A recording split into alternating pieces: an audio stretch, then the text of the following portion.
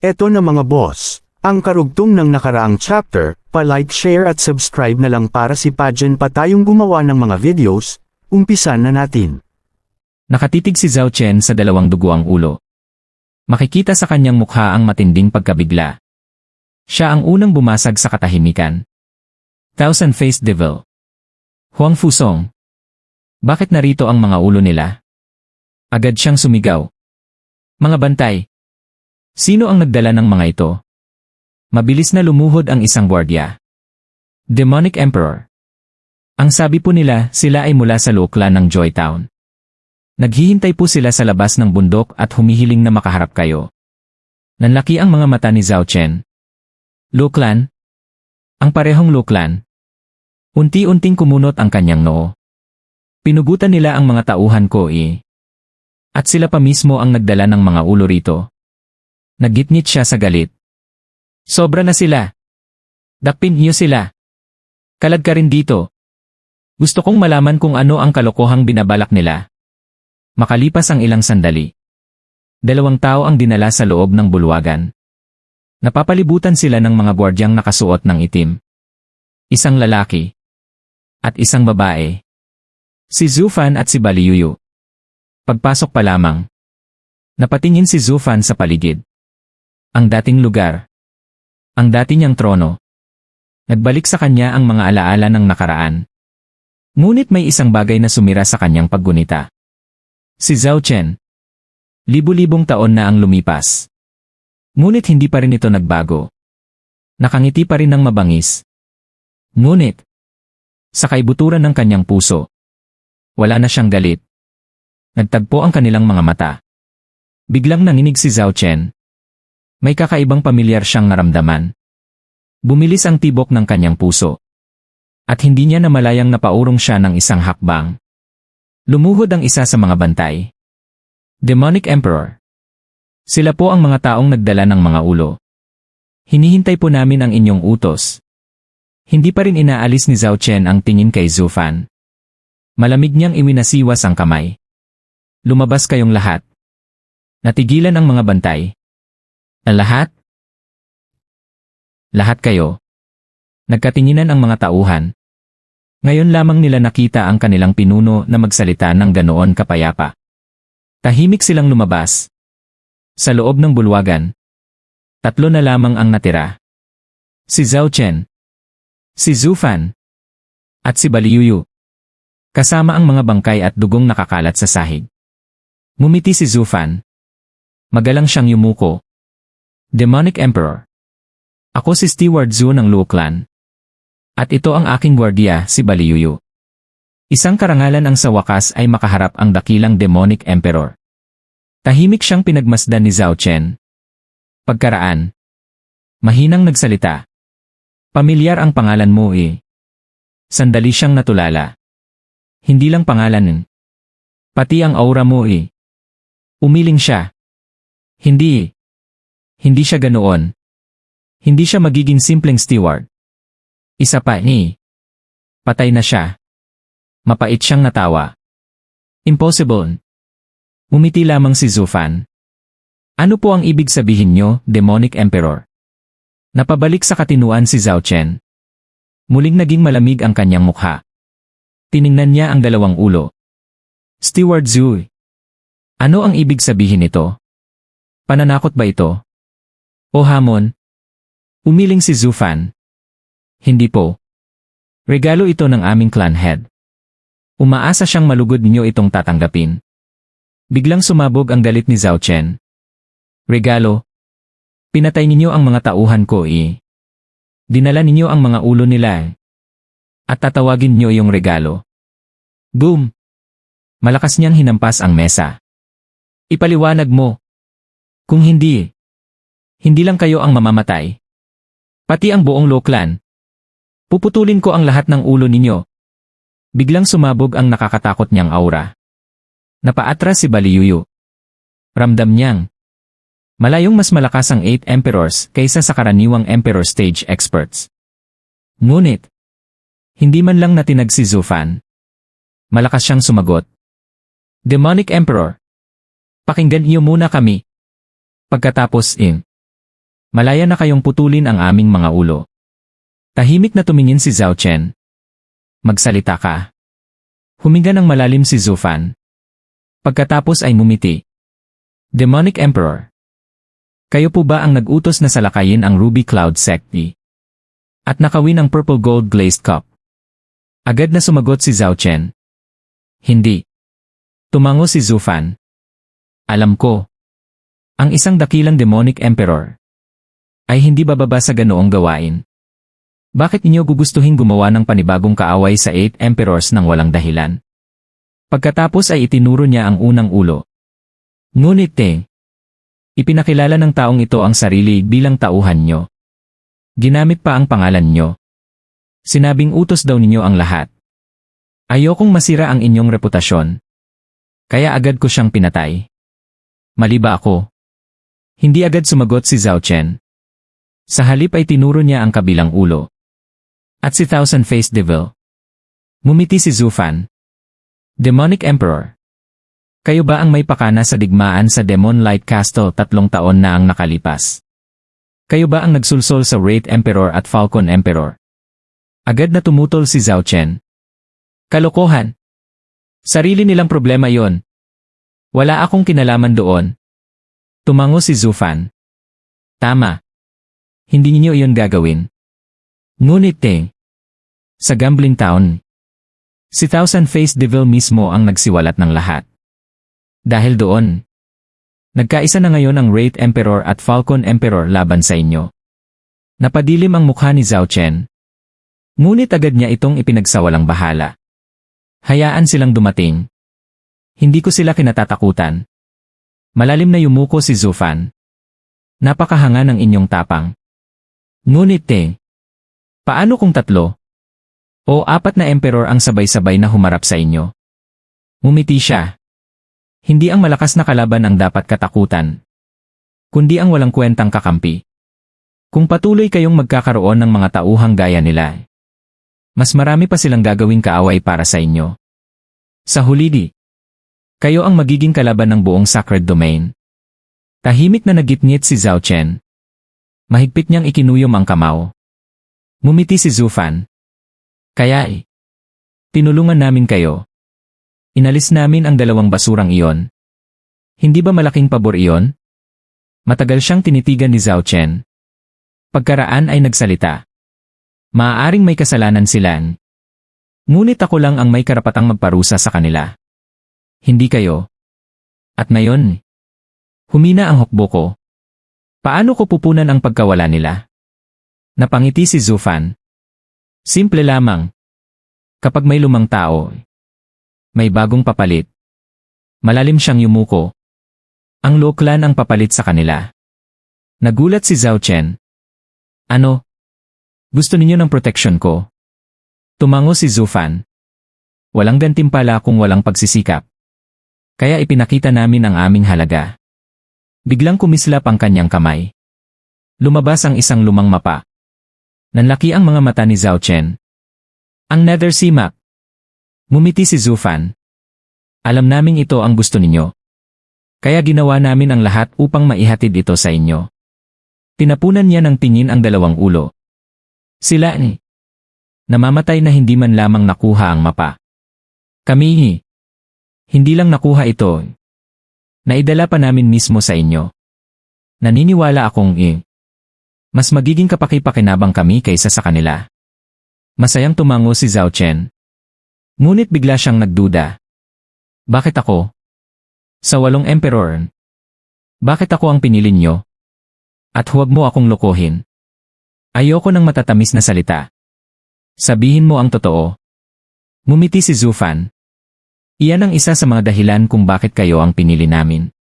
Direkta kayong tao. Huminga siya ng malalim. Sasabihin ko ang totoo. Libu-libong taon na nagtago ang Luo Clan sa Joytown. Ngayong lalabas na kami, kailangan namin ng isang emperor na masasandalan. Una naming naisip ang Sword Emperor. Ngunit napakataas ng kanyang pamantayan. Napakalakas din niya. Kung sasama kami sa kanyan, habang buhay kaming magiging ordinaryong tauhan lamang. Umiling siya. Ayaw naming manatiling maliit. Mas mabuting maging ka ng kamay ng isang hari kaysa maging isang hamak sa ilalim ng pinakamalakas. Pagkatapos ay tumingin siya kay Zhao Chen. Ang iba pang emperors, matatanda na. Makaluma ang paraan ng pamumuno. Hindi na sila angkop sa ambisyon ng Luo clan. Ngumiti siya. Kayo lamang ang batang emperor na puno ng tapang at ambisyon. Kaya kayo ang pinili naming paglingkuran. Bilang inyong magiging kanang kamay. Tumango si Zhao Chen, halatang natutuwa sa mga papuring narinig. Magaling ang mata ng clan head ninyo. Mukhang marunong siyang kumilala ng tao. May pagmamalaking ngumiti siya. Hindi ako nagyayabang Pero sa 8 emperor, ako lang ang tunay na karapat-dapat maging pinuno nilang lahat.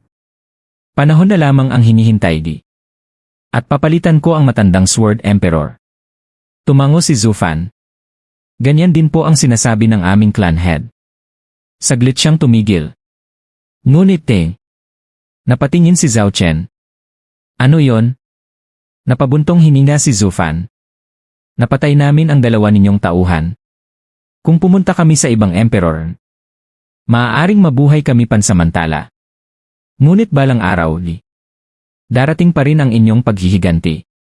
Ang maging kaaway ng demonic emperor ay parang may makamandag na ahas na laging nakasunod sa likuran.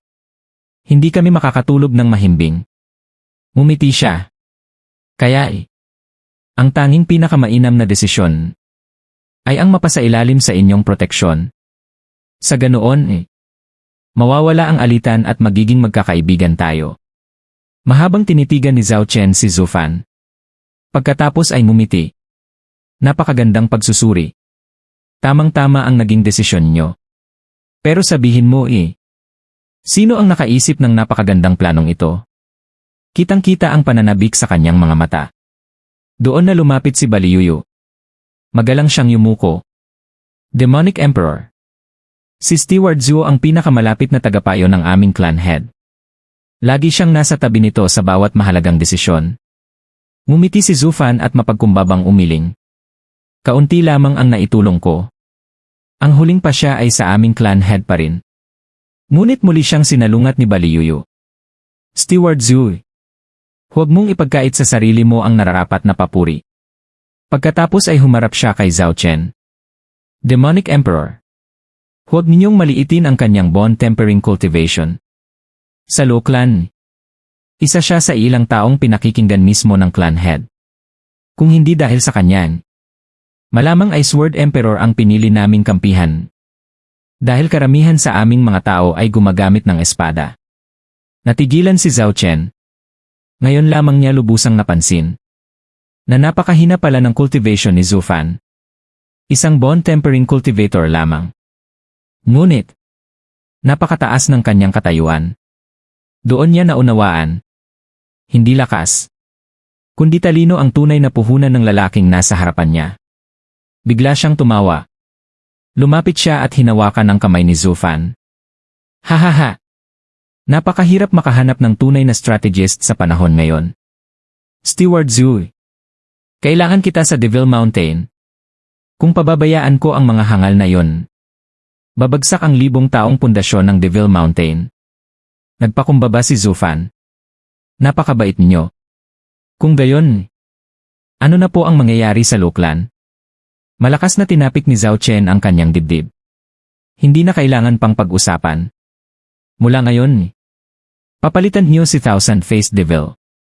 Sa ilalim ko ay may 20 demon guards 36 na lungsod at 64 na angkan. Ngunit mas mataas kayo sa kanilang lahat. Malakas niyang ipinahayag. Opisyal kong kikilalanin ang Luo clan bilang pinakatapat kong puwersa. At ikaw, Steward Zhu, mula ngayon ay magiging kanang kamay ko. Sinumang mangahas na galawin kayo, ako mismo ang haharap. Nagulat si Zhu Fan. Demonic Emperor. Hindi ba dapat ang aming clan head ang tumanggap ng posisyong iyon? Tumawa si Zhao Chen. Ano ang pinagkaiba? Ikaw ang tumutulong sa clan head. At ang clan head naman ang tutulong sa akin. Pareho lang iyon. Huwag nang gawing komplikado. Nagkunwaring nag-aalangan si Zufan. Ngunit lampas na po iyon sa aking kapangyarihan. Hindi ba dapat muna ninyong kausapin ang aming clan head? Iwinasiwas lamang ni Zhao Chen ang kanyang kamay. Hindi na kailangan. Ako ang Demonic Emperor. Ang sinasabi ko ang masusunod. Pagkatapos ay sumigaw siya. Mga bantay. Maghanda ng malaking piging. Sasalubungin natin si Steward Zhu. Sa loob ng 3 araw. Puno ng kasiyahan ang buong Devil Mountain. Personal na sinalubong ni Zhao Chen ang Luo Clan. At ipinahayag niya sa buong Sacred Domain na ang Luo Clan ay opisyal ng kabilang sa Devil Mountain. Ginawa silang pinuno ng 20 Demon Guards. At si Zufan ay naging personal na tagapayo ng Demonic Emperor. Lumipas pa ang 10 araw. Ipinagkatiwala ni Zhao Chen ang 20 lungsod sa Luo Clan. Kaya nagpaalam sina Zufan at Baliyuyu. Babalik na sila upang pamahalaan ang mga bagong teritoryo. Habang pababa sila ng bundok, lumingon si Zufan sa likuran. Napabuntong hininga siya. Noong araw ako lang ang nakatira rito. Ilang formation lang ang nagbabantay sa bundok. Hindi ko akalaing darating ang panahong magiging ganito ito kasikip. Wala na ang dating katahimikan. Umiling siya. At si Zhao Chen, hindi pa rin nagbabago. Hangad pa rin ang kapangyarihan. Nakakahiya. Noong panahon ko kahit wala akong sariling teritoryo, ako pa rin ang kinikilalang pinuno ng 8 Emperors. Ano bang silbi ng walang katapusang paglawak ng nasasakupan? Napatingin sa kanya si Baliyuyu. Kung ganoon, bakit tayo sumali sa kanya? Hindi ba dapat ginagamit natin ang ibang emperor para pabagsakin siya? Ngayon, nasa ilalim na tayo ng kanyang mga tauhan. Paano pa natin siya gagalawin? Napangiti si Zufan. Sa digmaan, kailangan mo munang magbigay. Bago ka kumuha. Tumingin siya sa malayo. Ang isang angkan o isang imperyon ay hindi bumabagsak dahil sa panlabas na kaaway, kundi dahil sa pagkabulok mula sa loob. Umiti siya ng mapanloko. Ngayon, parang mga ud tayo sa loob ng kanyang tahanan. Tahimik nating kakainin ang lahat ng mayroon siya. Hindi ba sapat na patunay ang 20 lungsod? Tahimik na sumunod si Baliyuyu. May kakaibang lambing sa kanyang mga mata habang pinagmamasdan ang likod ni Zufan. Samantala, umabot sa buong Sacred Domain ang balitang sumapi na ang Luo Clan sa Devil Mountain. Sa manor ng City Lord sa Mist City, nakaupo ang Gambling Emperor sa likod ng kurtina. Hawak niya ang isang jade slip. Nakakagulat ang Luo Clan ay naging pangunahing demon guard ng Demonic Emperor. Napailing siya. Halos hindi ako makapaniwala. Nagsalita ang City Lord. Marahil ay ibinigay nila ang Nether Sea Map upang mapawi ang galit ng Demonic Emperor. Agad umiling ang Gambling Emperor. Hindi. Kilala ko ang ugali ni Zhao Chen. Padalos-dalos mainitin ang ulo at walang pasensya. Kung mapalamang ang kapalit ni pinakamataas na maaaring makuha ng Luo Clan ay ang mabuhay. Hindi ang maging pinuno ng Demon Guards. May iba pang nangyari. Napapikit siya. May mabahong lihim sa kasunduang iyon. Sandaling tumahimik ang City Lord. May isa pa pong kakaiba. Sa proklamasyon, hindi ang clan head ang ginawang kanang kamay, kundi ang kanilang steward. Bahagyang umiti ang Gambling Emperor. Kung ganoon, ang susi sa lahat ay ang steward na yon. Mahina siyang natawa. Napaka-interesante Bantayan niyo siya. Huwag niyo siyang mawawala sa paningin. Gusto kong makita hanggang saan ang kakayahan niya. Sa isang madilim na silid, 2 anino ang nag-uusap. Narinig mo ba? Ang mapagmataas na Luo Clan ay nasa ilalim na ng proteksyon ng Demonic Emperor. At ano ngayon? Kikilos ba tayo? Tumango ang isa. Ngunit napakahiwaga ng Luo Clan. Anumang mangyari ay posible. Malamig na umiti ang isa. Ano naman kung misteryoso sila? Sinakop ng demonic emperor ang kalahati ng ating lupain. Panahon ng bawiin yon. Narinig ko ring ni balak nang kumilos ang 7 sacred mountains laban sa 8 emperors. Maaaring mapalitan ang isa sa mga mahihina. Nag-isip ang kasama niya. Pagkaraan. Tumango. Kung ganoon, ang demonic emperor ang unang target. Nais ng Lukla ng proteksyon. Ngunit maling tao ang pinili nila. Sa Ruby Cloud Sect. Nakaupo ang Sect Master habang hawak ang dilaw na papel. Kumunot ang kanyang noo. Junior Sister. Sigurado ka bang kopya ito ng Nether Sea Map? Tumango si Mei Sangu. Tingnan niyo ang malalabong guhit. At ang kupas nitong anyo. Walang brush ang kayang gumawa ng ganitong obra. Tumango ang lahat. Pati si Chu Qincheng. Masayang sinabi ni Mei Sangu. Lahat ng ito ay dahil kay Qincheng. Ginamit niya ang honey trap. Kaya nakalimutan ng batang iyon ang lahat ng panganib at ginawa ang kopya. Namula si Chu Qincheng. Senior Aunt si. Hindi iyon honey trap. Napag-usapan na natin yan. Pagkatapos ay tumingin siya sa kanyang guro. Master. Sinabi ni Zufan na gusto niya akong isama at mamuhay ng normal. Mabilis na sumagot si Mei Sangu. Kalokohan. Ikaw ang haligi ng ating sekta. Hindi ka basta sasama sa unang lalaking manliligaw. Nabahala si Chu Qincheng. Pero nangako kayo. Malamig na sagot ni Mei Sangu. Nangako lang akong ipapaalam sa ating senior sister. Kung hindi siya pumayag hanggang doon lang. Natigilan si Chu Qincheng. Biglang nagsalita ang Sect Master. Tama na. Tahimik ang buong silid. Malamig niyang sinabi. Hindi na mahalaga kung honey trap man yon o hindi. Hindi na rin mahalaga ang ipinangako ni Qincheng. Tinaas niya ang dilaw na papel. Dahil peke ang mapang ito. Nagulat ang lahat. Pick? Impossible. Tignan niyo ang mga guhit. Ngumiti ng mapanukso ang Sect Master. Tama. Hindi ito ginawa gamit ang brush. Ngunit hindi ibig sabihin noon ay tunay na ito. Napakurap si Mei Sangu. Tuluyan siyang natigilan. Napailing ang babae at bahagyang natawa. Kayong lahat, dahil sa matagal niyong pananatili sa mataas na katayuan, nakalimutan na niyo ang pinakapayak na likas na ugali ng tao.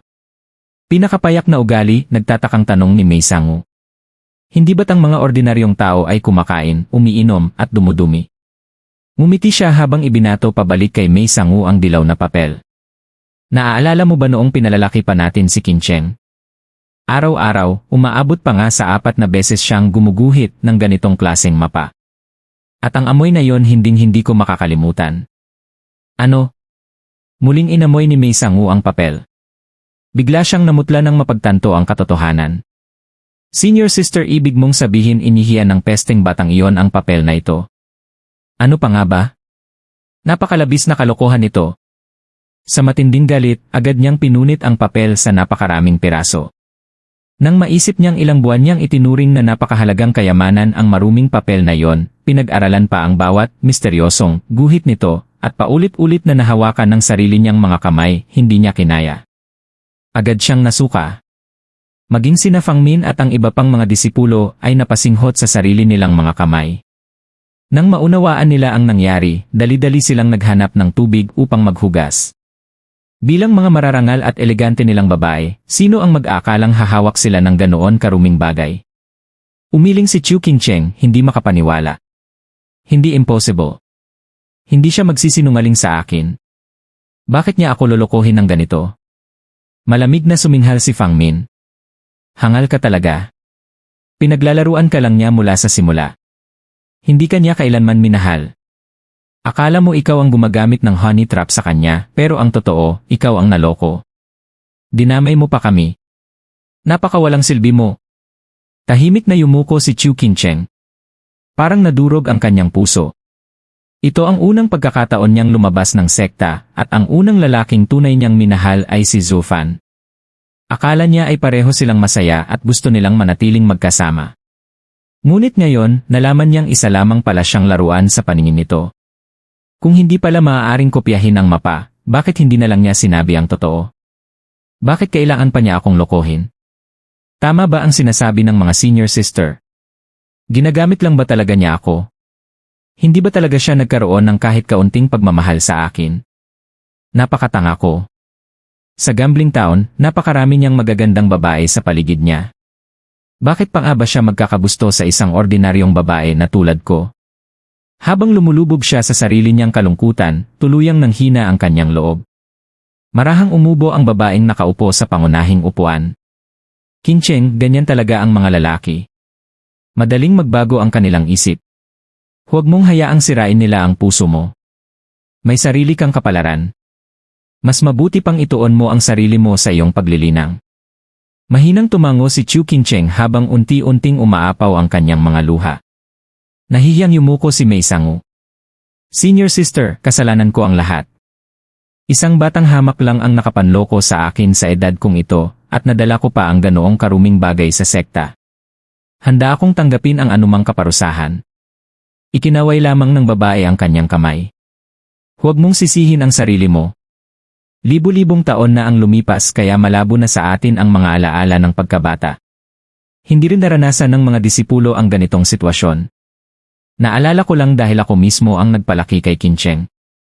Siya ang pinakamamahal kong alagad, kaya sariwa pa rin sa akin ang mga alaalang iyon. Master. Labis na naantig si Chu Kincheng. Hindi na niya napigilan ang sarili at tuluyan ng humagulgol. Sa gilid, napasinghal si Fang Min sa sobrang inggit. Lintik na batang ito. Wala naman siyang naitulong sa sekta, pero paborito pa rin siya ni Master. Nasaan ang hustisya roon? Samantala, lalong nagitngit si Mei Sangu. Punyetang batang iyon. Senior sister, hahanapin ko siya at tuturuan ng leksyon. Kung hindi, iisipin niyang madaling apihin ang Ruby Cloud Sect. Habang marahang hinihimas ng sect leader ang buhok ni Chu Kincheng, biglang kumislap ang kanyang mga mata. Sect leader. Naglabas ng opisyal na pahayag ang Devil Mountain sa buong Sacred Domain. Isang babaeng disipulo ang mabilis na pumasok at iniabot ang isang jade slip. Tinanggap ito ng sect leader, binasa sandali, saka nagsalita. Sangu, hindi mo na kailangang pumunta. Hindi mo na siya magagalaw. Ano? Tingnan mo ito. Ang Lu Clan ay nasa ilalim na ngayon ng proteksyon ng Demonic Emperor. Isa na silang mga pinagkakatiwalaang tauhan niya. Kapag sinalakay mo sila, para ka na ring nagdeklara ng digmaan laban sa Devil Mountain. Ano? Agad inagaw ni Mei Sangu ang jade slip at binasa ito. Lintik! Ibinigay pala nila ang tunay na Nether Sea map kapalit ng mataas na posisyon. Kaya pala naging aso na sila ng Demonic Emperor. Wala na tayong magagawa laban sa kanila. Nagulat ang lahat ng disipulo. Napakabilis kumilos ng Lu Clan. Sa maikling panahon lang, nakuha na nila ang proteksyon ng Demonic Emperor. Umiling ang sect leader. Huwag kayong mag-alala. Hindi rin sila mananatiling ligtas habang buhay. Kapag bumagsak ang kanilang tagapagtanggol, saka natin sila pagbabayarin sa ginawa nila kay Kincheng. Napatingin ang lahat sa isa't isa, puno ng pagdududa. Lumipas ang 3 buwan. Abala si Zhu Fan sa pagsasaayos ng 20 lungsod na ipinagkatiwala ni Zhao Chen sa Lu Clan, mga teritoryong dating pinamamahalaan ng 2 tauhang pinatay nila. Natural lamang na magkaroon ng kaguluhan sa ganitong kalaking pagbabago. May mga hangal na gustong agawin ang kapangyarihan at may mga ambisyosong nagnais samantalahin ang sitwasyon. Ngunit mabilis at matatag kumilos ang Lu Clan. Sa tulong ni Murong Li, Liu Mubai, at ng iba pang Sword Kings, mabilis nilang napasunod ang lahat. Di nagtagal, tuluyan nilang nakontrol ang 20 lungsod. Ito ang naging pangalawang malaking teritoryo ng Lu Clan sa Sacred Domain, libu-libong beses na mas malawak kaysa sa Joy Town. Ngunit hindi nagtagal ang kanilang katahimikan. Sumiklab ang digmaan ng 3 emperador. Steward Zhu. Lumuhod ang isang gwardiya. May kahina-hinalang paggalaw sa labas ng Featherwind City. Napakunot ang noo ni Zhu Fan. Katabi iyon ng teritoryo ng Wraith Emperor. Mukhang kikilos na sila. Lumapit si Lu Yunhai. Kuya Zhu, sasalubungin ba natin sila? May pagmamalaking nagsalita si Luo Sifan. Hayaan silang dumating.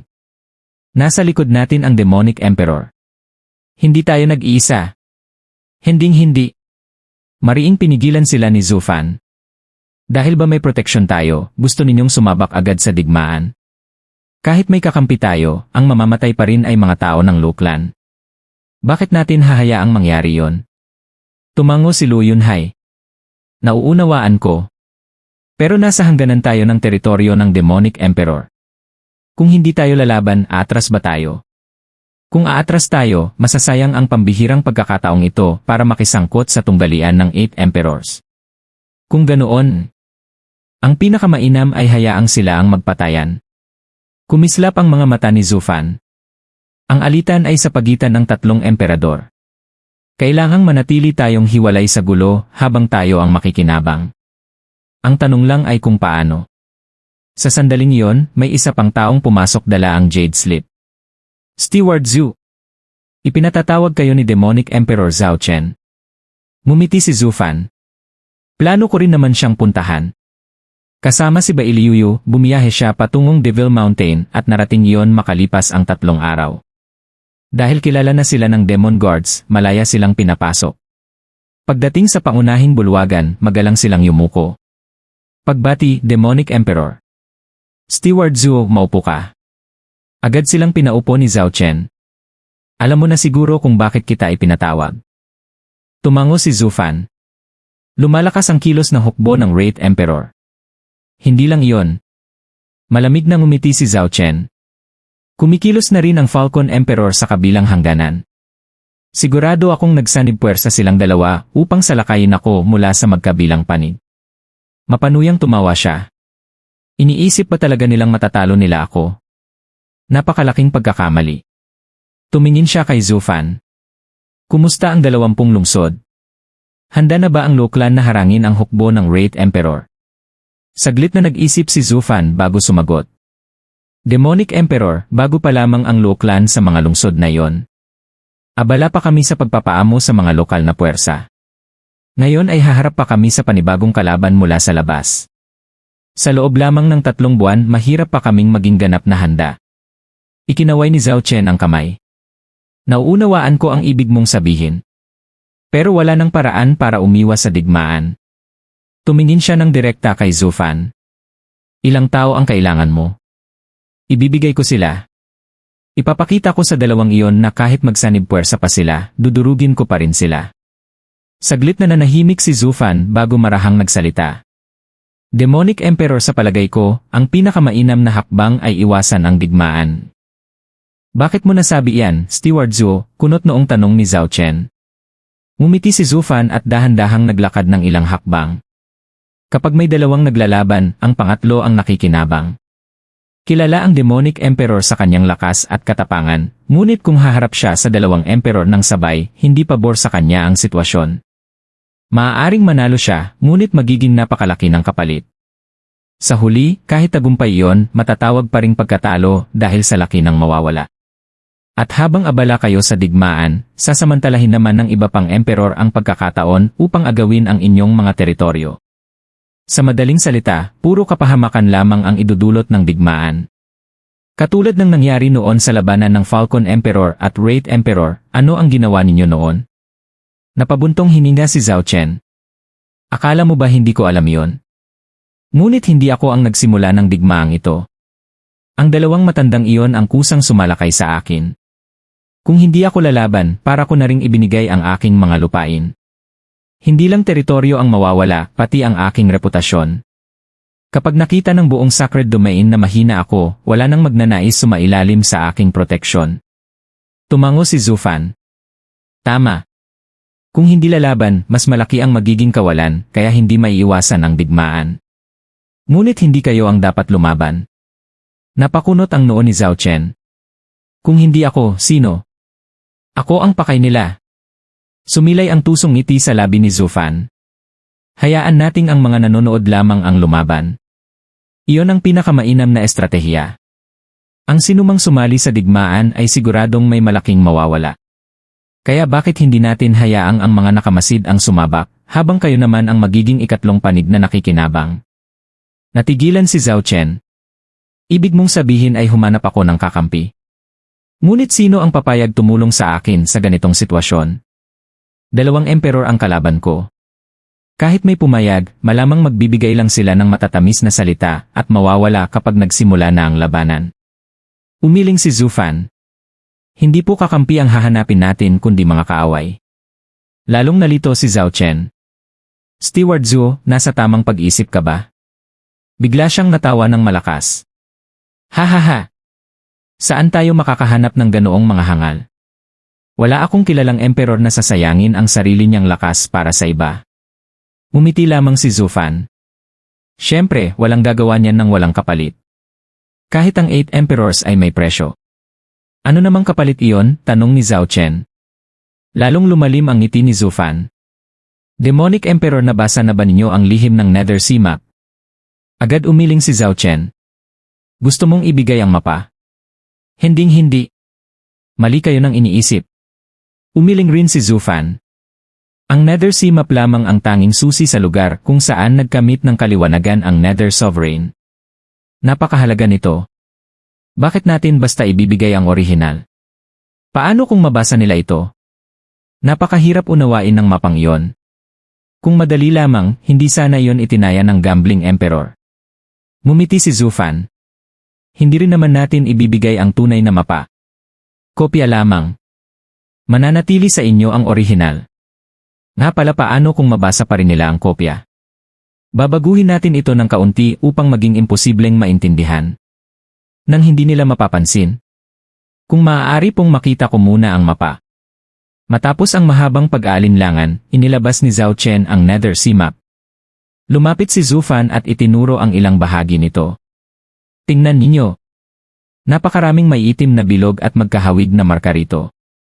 Sa pagkopya, magdadagdag tayo ng ilang bilog at mag-aalis naman sa iba. Pagpapalitin din natin ang kaliwa at kanang sulok ng mapa. Dahil napakakomplikado na nito, walang makakapansin, kahit pa ang Gambling Emperor.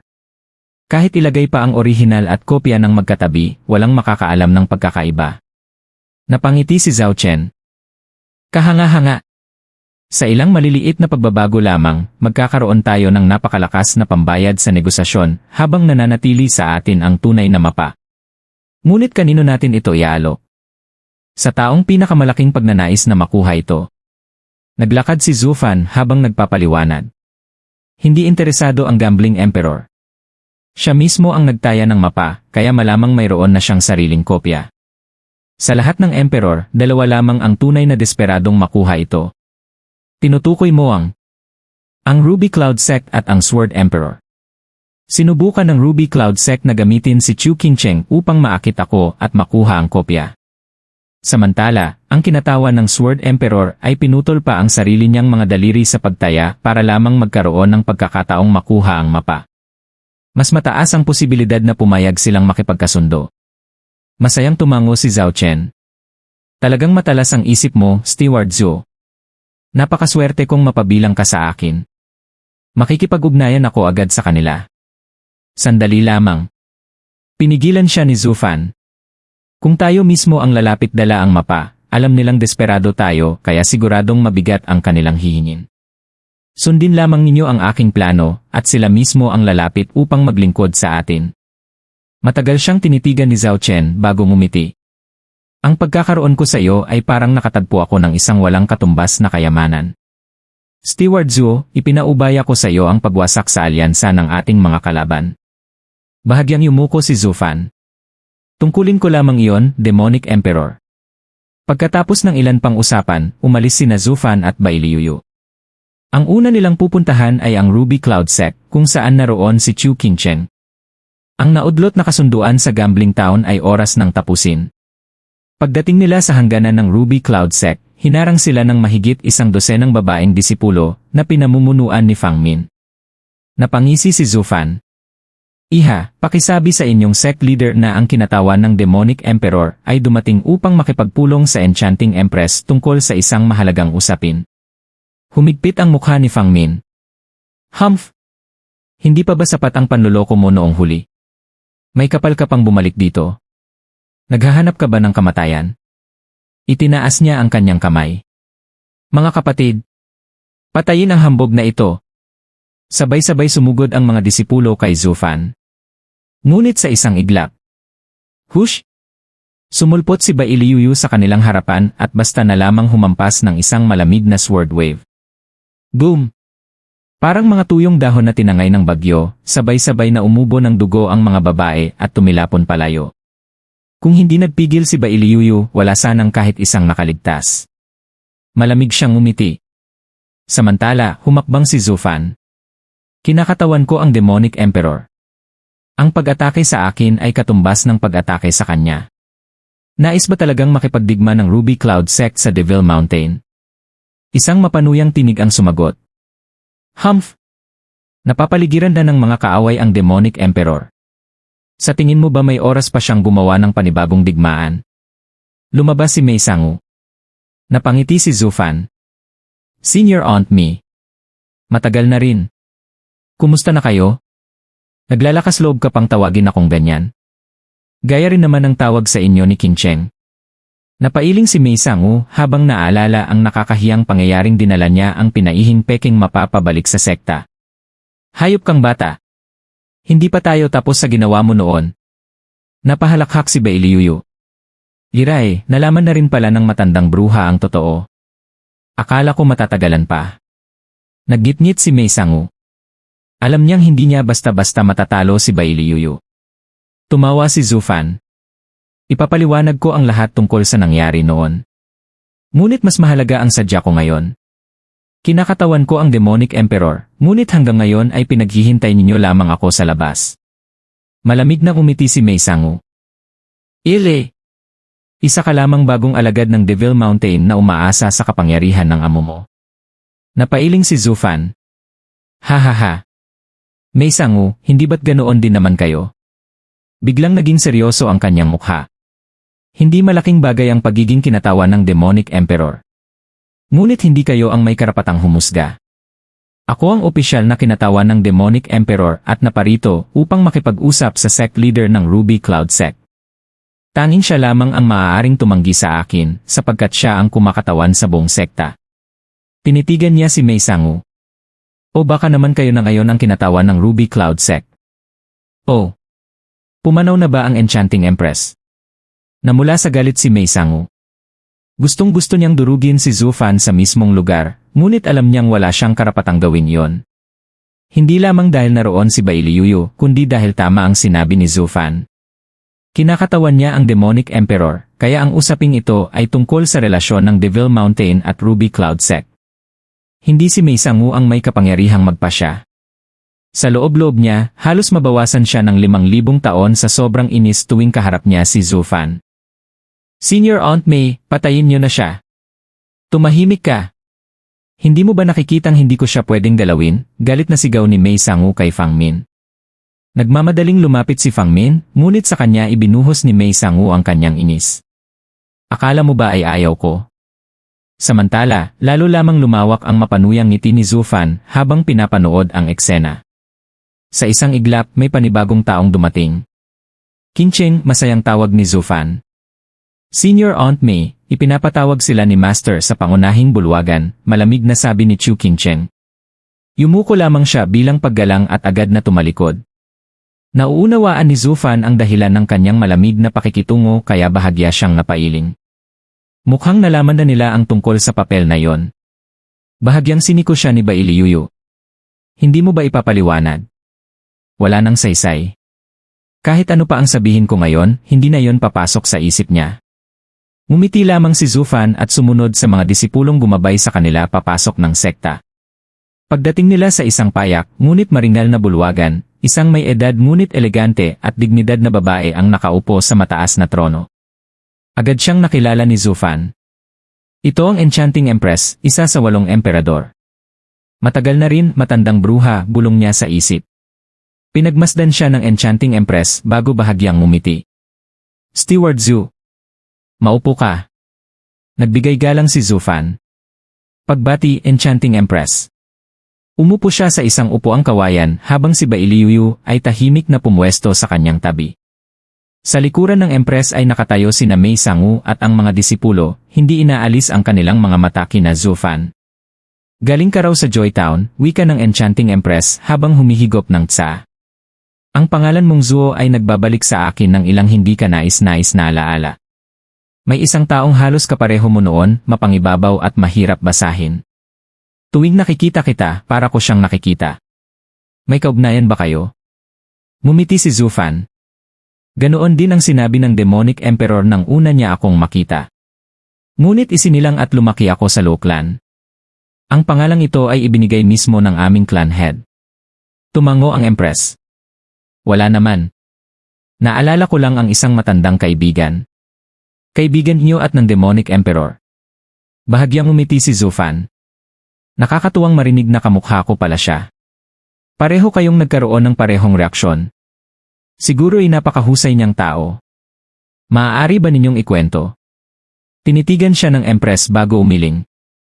Magkahawig kayo sa unang tingin pero magkaiba kayo.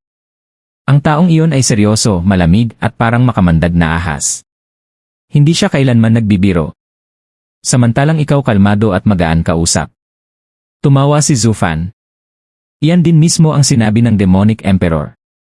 Sa loob-loob niya lamang ay napangiti siya. Magkapareho ngunit magkaiba dahil ako ay muling isinilang. Ang dating Demonic Emperor Zhu Yifan ay matagal nang namatay. Ang nasa harapan niyo ngayon ay si Zufan na dumaan sa napakaraming pagbabago. Inilapag ni Zufan ang tasa. Napakasarap ng tsaa. Ang bango ng hibiscus at ang sariwang tubig ay tunay na nakapapawi ng isip. Katulad ng Ruby Cloud Sect, banayad, elegante, at puno ng pambabaeng kagandahan. Napangiti ang Enchanting Empress. Mukhang mahusay kang umintindi ng tsaa. Ang tsaa ng Ruby Cloud Sect ay pinipitas ng aming mga dalagang disipulo gamit lamang ang dulo ng kanilang dila tuwing unang bahagi ng tagsibol. Kaya wala nang mas hihigit pa rito. Nagtaas ng kilay si Zufan. Talaga? Saan dyan ang tsaa ni Qingcheng? Pakibalot na ako ng 10 kilo. Napatingin ang lahat kay Chu Qingcheng bago sabay-sabay na natawa. Namula ang mukha ni Chu Qingcheng at masama siyang tiningnan. Ngunit kunwari walang napansin si Zufan at patuloy lamang na sinuri ang mga tasa ng tsaa. Napailing ang Enchanting Empress habang natatawa. Talagang wala kang pagkakahawig sa taong iyon. Maya-maya ay naging seryoso ang kanyang mukha. Napahaba na ang usapan natin. Ngayon sabihin mo na, bakit ipinadala rito ng Demonic Emperor ang kanyang kinatawan?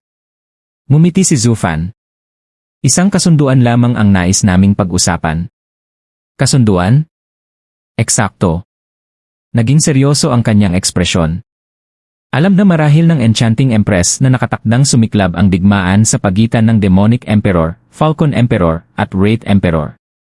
Nais ng Demonic Emperor na mamagitan ang Ruby Cloud Sect upang mapigilan ang digmaan. Kapalit nito ay isang malaking gantimpala.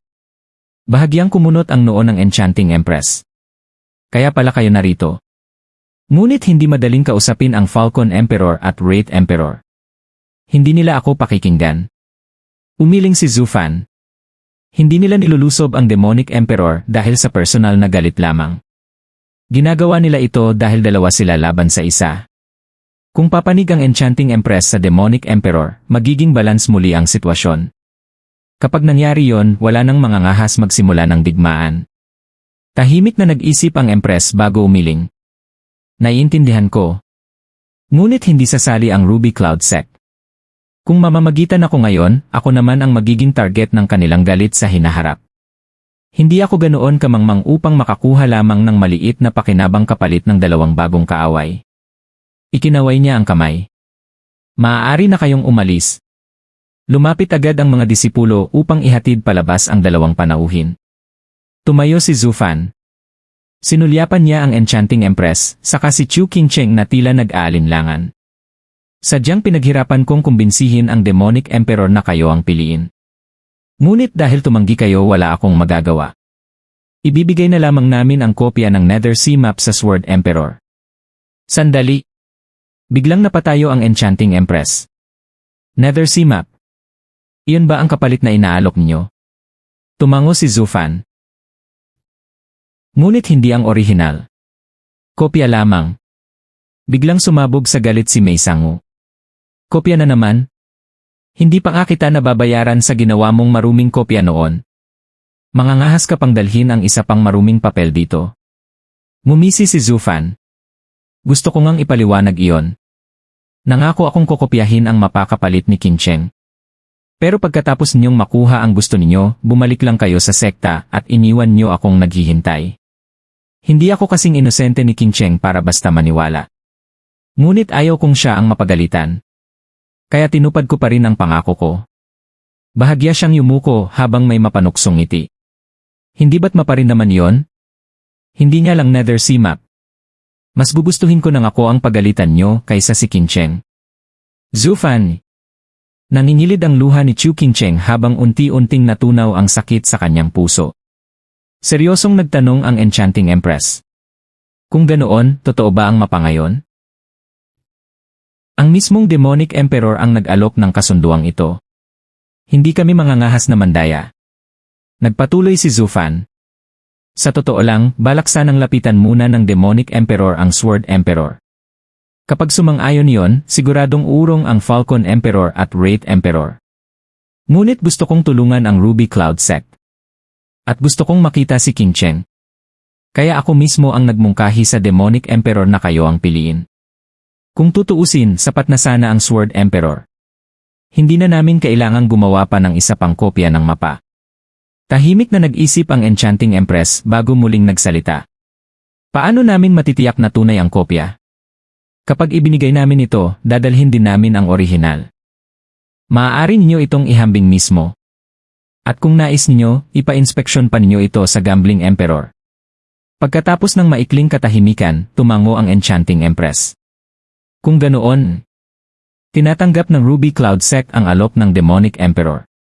Dahil alam niyang masasangkot din ang Sword Emperor sa kasunduang ito, hindi madaling maibubuhos ng Falcon Emperor at Wraith Emperor ang kanilang galit sa Ruby Cloud Sect. Sa presensya ng pinuno ng 8 emperador, magkakaroon sila ng sapat na proteksyon. Matapos mapagtibay ang kasunduan, nagpaalam sina Zufan at Bailiuyu. Pinahahatid sila ng Enchanting Empress palabas ng sekta at sinabi nitong sa susunod na lamang nila pag-uusapan ang mga detalye ng kanilang kasunduan. Habang pinagmamasdan ang kanilang papalayong anyo, napabuntong hininga ang Enchanting Empress. Ngayon ay naintindihan ko na kung bakit ang isang bone tempering na cultivator ay nabigyan ng napakataas na katungkulan. Tunay ngang pambihira ang kanyang talino. Dahil sa kanya, lalo pang lumakas ang posisyon ng pabigla-biglang Demonic Emperor. Nag-alinlangan si Mei Sangu. Senior sister, naniniwala ba talaga kayo sa kanya? Ngumiti ng bahagya ang Enchanting Empress. Sa paraan ng kanyang paglalatag ng alok, wala akong nakitang dahilan para tumanggi. Higit pa roon, hindi man lang niya ako binigyan ng pagkakataong makipagtawaran. Napakislap ang kanyang mga mata. Nagpapanggap siyang simpleng kinatawan lamang ng Demonic Emperor, ngunit sa huli, napaniwala niya tayong tayo pa ang tunay na nakinabang sa kasunduan. Napatingin siya kay Chu King Cheng. Hindi katakatakang nabihag niya ng lubusan ang puso ni King Cheng. Sangu, bantayan mong mabuti si King Cheng. Huwag mong hayaang maagaw siya ng batang iyon. Tumango si Mei Sangu. Huwag kayong mag-alala, senior sister. Alam ko kung gaano kahalaga si King Cheng sa ating sekta. Hindi ko hahayaang mahawakan man lamang ng walang pangalang batang iyon ang kahit isang hibla ng kanyang buhok. Ngumiti lamang ang Enchanting Empress. Habang papalayo na sina Zufan at Bailiuyu sa Ruby Cloud Sect, isang pamilyar na tinig ang tumawag. Sandali. Ngumiti si Zufan bago lumingon. King Cheng. Hindi mo na kailangang ihatid pa kami. Kailangan ko pang bumisita sa Sword Emperor. Mas gugustuhin ko sanang manatili rito kasama ka, magpakasal tayo, at magkaroon pa ng isang napakagandang anak. Ay napakarami talagang kailangang gawin. Namula agad si Chu King Cheng. Tumigil ka nga. Sino ba ang nagsabing ni? Mahina niyang ibinaba ang boses. Zufan, patawarin mo ako. Mali ang naging akala ko sa nangyari noon. Inisip kong ginagamit mo lang ako eh. Marahang hinawakan ni Zufan ang kanyang malambot na kamay. Totoo ang nararamdaman ko para sa'yo. Hindi mo na kailangang magpaliwanag. Balang araw, mauunawaan mo rin. Pagkasabi niyon ay marahan niya itong hinalikan sa pisngi. Darating ang araw na ilalayo kita sa Ruby Cloud Sect. Lalong namula ang mukha ni Chu King Cheng. Hindi siya nagalit. Sa halip ay yumuko lamang siya at bahagyang tumango habang may masayang ngiti sa labi.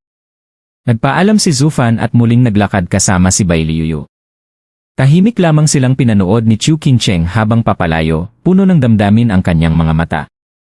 Lumipas ang 3 buwan. Sa isang matayog na kabundukan, magkasabay na naglalakad sina Zufan at Bailiyuyu. Tumingala si Zufan sa napakalaking palasyong nakalutang sa ulap at nagsalita ng malakas. Ako si Zufan, kinatawa ng Demonic Emperor. Nais kong humarap sa Sword Emperor. Sa isang kisap mata. Mahigit 30 eksperto ang lumitaw at pinalibutan silang dalawa. Lahat sila ay may hawak na espada o sable na kumikislap sa ilalim ng sikat ng araw. Walang anumang reaksyon si Zufan. Samantala, puno ng pangungutya ang tingin ni Bailiyuyu. Iyan ba ang tinatawag nilang espada? Biglang lumabas ang isang pamilyar na lalaki. Zufan! May lakas ka pang magpakita rito matapos ang nangyari sa Mist City. Ngumiti si Zufan. Kung hindi ba naman si Young Master Xu Zhensheng? Matagal-tagal na rin. Ngumisi si Xu Zhensheng. Tigilan mo ako. Noon sa Gambling Town, hindi ka namin magalaw. Pero ngayon, nasa lupain ka na ng Sword Emperor. Ikaw mismo ang lumapit sa kamatayan. Mga kapatid, ihanda ang Sword Formation. Patayin ang salbaheng ito at ipaghiganti si Elder Liu. Opo. Sabay-sabay nilang itinutok ang kanilang mga espada. Isang malaking sword formation ang bumuo ng napakalawak na lambat na dumiretso kina Zufan. Sa isang iglap, humakbang si Bailiyuyu sa kanyang harapan. Sumabog ang napakalamig na sword aura na may kasamang kumukulog na kidlat. Boom! Nagbanggaan ang dalawang puwersa. Umalingaw ang napakalakas na pagsabog. Nagkadurog-durog ang 30 espada na tila salamin lamang. Nagkalat ang mga piraso nito sa buong paligid. Samantala, ang mga may-ari nito ay sabay-sabay na sumuka ng dugo at tumilapon palayo. Lahat sila ay bumagsak sa lupa, wala ng lakas upang makatayo. Namutla si Xu Zhensheng. Kayo'y. Nakangahas kayong umatake rito sa lupain ng Sword Emperor. Hindi kayo makakatakas. Tatawagin ko ang aking mga senior uncle. Patay kayong dalawa. Ngumiti lamang si Zufan. At ano ngayon? Sila ba ang kumakatawan sa Sword Emperor na si Yi Changshan? Natigilan si Xu Zhensheng. Nagpatuloy si Zufan. Brother Zhensheng. Huwag mong kalilimutan. Dumating ako rito bilang kinatawan ng Demonic Emperor upang makipag-usap sa Sword Emperor. Bilang alagad ng Sword Emperor, sa halip na tanggapin mo kami ng maayos, inatake mo kami. Hindi lamang ang Demonic Emperor ang iyong nilapastangan. Pati ang sarili mong guro. Ganito na ba kayabang ang mga disipulo ng Sword Emperor? Mas mataas pa ba kayo kaysa sa inyong sariling guro? O baka naman ikinukulong niyo siya sa loob kaya hindi na siya makalabas upang makatagpo ng mga panauhin. Hindi makapagsalita si Xu Zhensheng. Namumutla siya habang patuloy ang pagpatak ng malamig na pawis. Tapos na ako kapag nalaman ito ni Master. Muling may lumitaw. Isang matandang lalaki na nakasuot ng puti at tila marangal ang tindig. Wala na siyang mga paa at nakalutang lamang sa ere. Malamig ang kanyang tingin. Nais kayong makita ng Sword Emperor. Nagbigay galang si Zufan. Maraming salamat. Kasunod niya si Bailiyuyu na sinulyapan lamang ang matanda bago sumunod. Master. Magsasalita pa sana si Xu Zhensheng, ngunit itinaas lamang ng matanda ang kanyang kamay. Ang Sword Emperor na ang bahala. Pinangunahan sila ng matanda hanggang sa isang napakalawak na bulwagan. 18 dambuhalang haligi ang nakatayo rito, bawat isa ay kahawig ng isang banal na espada. Sa pinakagitna ay nakaupo ang isang matandang may mahabang puting balbas. Puno ng mga peklat ang kanyang mukha at tila kayang tumagos ng kanyang matatalim na mata. Biglang naging seryoso si Bailiyuyu. Napakalakas ng sword intent ni. Ramdam niyang kahit siya ay maaaring mamatay anumang sandali sa harap ng matandang iyon. Ngumiti naman si Zufan. Sword Emperor Changshan. Matagal-tagal na rin. Noong wala na ako, ang pangalawang pinakamahusay sa loob ng 10,000 taon ang tuluyang naging pinuno. Talagang umiikot ang panahon. Biglang, isang napakalamig na sinag ang kumislap. Sa eksaktong sandali, sinalo ni Bailiyuyu gamit lamang ang 2 daliri ang isang mahabang espada na halos tumama na sa noo ni Zufan. 7 talampakan ang haba nito at may nakaukit na mga dragon. 1 pulgada na lamang at patay na sana si Zufan. Napakabilis. Napabuntong hininga si Bailiyuyu. Alam niyang si Zufan ang tunay na puntirya. Paglingon niya ay nakita niyang nakatitig lamang ang Sword Emperor. Ngumiti ito. Magaling. Napakahusay ng iyong kakayahan. Sino ang nagturo sa iyo? Malamig na sumagot si Bailiuyu. Pamana ng aming angkan. Tunay ba? Nais kong malaman kung ano ang ibig sabihin nito, Sword Emperor. Sa gilid ng Sword Emperor ay nakaupo si Elder Liu, habang si Xu Zhensheng ay tahimik na nakatayo sa kanyang tabi. Malamig na nagsalita ang Sword Emperor. Pinutol ng batang iyon ang mga paa ng aking junior brother. Inakala ba niyang ligtas siya dahil kinatawan siya ng Demonic Emperor? Hindi. Ngunit bilang paggalang sa batang Demonic Emperor na yon, mga binti lamang niya ang kukunin ko. Ano? Nag-init ang ulo ni Bailiuyu. Hindi ko hahayaang kunin niyo ang mga binti ni Steward Zhou. Tumawa ang Sword Emperor. Pagpasok pa lamang niyo sa aking teritoryo, wala na kayong karapatang tumanggi. Mga binti lamang ang kukunin ko bilang paggalang sa Demonic Emperor. Kung hindi dahil doon, hindi lang iyan ang kukunin ko. Kasabay ng kanyang mga salita, sumabog ang nakapangingilabot na aura ng Sword Emperor. Mistulang bumagsak ang isang napakalaking bundok sa kanilang dalawa. Biglang bumagal maging ang pagdaloy ng kanilang Yuan Qi. Nagsimulang tumulo ang malamig na pawis sa noo ni Bailiuyu. Ngayon niya lubusang naunawaan. Napakalayo pa ng kanilang lakas kumpara sa tunay na kapangyarihan ng 8 emperador. Isang nakapangingilabot na pagpatay na aura ang biglang bumalot sa buong bulwagan. Para itong dagat ng matutulis na karayom na sabay-sabay tumutusok sa kanilang mga puso. Tuluyan nang naniga si Bailiuyu sa tindi ng pressure. Ngunit si Zhu Fan ay kalmadong humakbang pasulong. Naparito kami upang ibigay sa inyo ang mapa ng Nether Sea. Biglang huminto ang Sword Emperor sa kanyang nag-aalab na pagnanais na maghiganti. Nanlaki ang kanyang mga mata. Ano ang sinabi mo? Magalang na yumukod si Zhu Fan. Sword Emperor, dala namin ang kopya ng mapa ng Nether Sea. Kung papatayin niyo ako ngayon, hindi na niyo kailanman ito makukuha. Malamig na ngumisi ang Sword Emperor. Ile! Akala mo ba maililigtas ka niyan? Nagkakamali ka. Iwinasiwas niya ang kanyang kamay, ngunit sa halip na umatake ay bumalik siya sa kanyang trono. Tumigil ka na sa pagpapaligoy-ligoy. Sabihin mo na agad ang pakay mo bago tuluyang maubos ang pasensya ko. Muling nagbigay galang si Zhu Fan. Ganito po iyon. Marahil ay nabalitaan na ninyo ang paggalaw ng Falcon Emperor at Wraith Emperor. Hindi sila kinatatakutan ng Demonic Emperor. Ngunit ayaw niyang madamay ang mga inosenteng mamamayan sa isang digmaang magdudulot lamang ng walang saysay na pagkawasak. Kaya hinihiling niya na kayo mismo ang mamagitan upang mapigilan ang digmaan. Bahagyang umisi ang Sword Emperor. Hindi niyo sila kayang talunin kaya lumapit kayo sa akin. At pagkatapos, kopya lamang ng mapa ang iaalok niyo.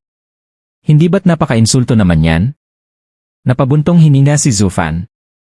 Nakatali rin ang aking mga kamay. Hanggang dyan lamang ang kayang ialok ng Demonic Emperor. Pagkatapos ay yumukod siya. Kung hindi niyo ito tatanggapin, wala na kaming magagawa. Magpapaalam na kami. Sabay silang yumukod ni Bailiuyu at tumalikod. Sandali!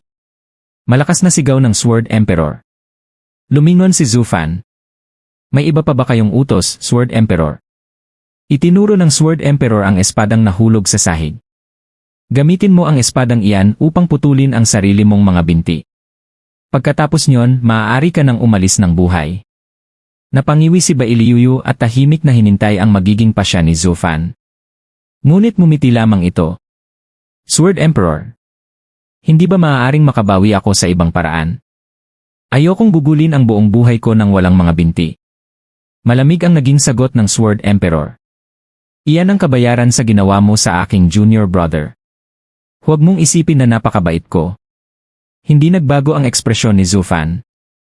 Sinabi ko nang handa akong bumawi. Sabihin lamang ninyo kung ano ang gusto ninyo. Basta huwag lamang ang aking mga binti. Malamig na umiti ang Sword Emperor. Ano ba ang mayroon ka na maihahambing sa dalawang paa ng aking junior brother?